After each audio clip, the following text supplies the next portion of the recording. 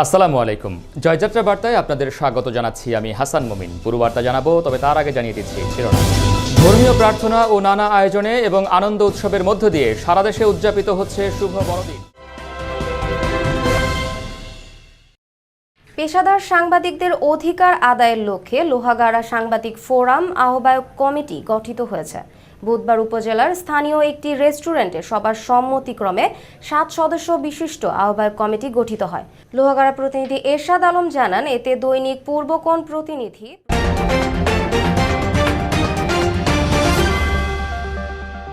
আসসালামু আলাইকুম। টাইমস 24 সংবাদে আমন্ত্রণ জানাচ্ছি আমি সানজিদা সুলতানা। শুরুতে জানিয়ে দিচ্ছি সংবাদ শিরোনাম।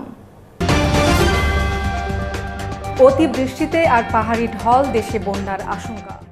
হাড্ডাহাড্ডি লড়াইয়ের মধ্য দিয়েই শেষ হলো বাংলাদেশের ফিল্ম ক্লাব নির্বাচন 2021। ফলাফলের অপেক্ষায় অধীর আগ্রহে অপেক্ষা করছেন সবাই চরম উত্তেজনা নিয়ে।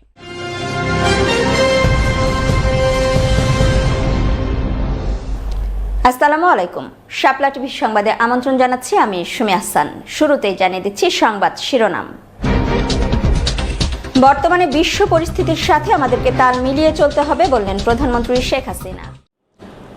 পটুয়াখালীর কুয়াকাটা মহাসড়কে মোটর সাইকেল ও মালবাহী ট্রলি গাড়ির সংঘর্ষে নিহত 1, আহত আরও 3 জন। নিহত স্বর্ণার বাড়ি গলাচিপা উলানিয়া বন্দরে। বাবা মায়ের সাথে ফুফাতো বোনের বিয়ে যাওয়ার জন্য রওনা।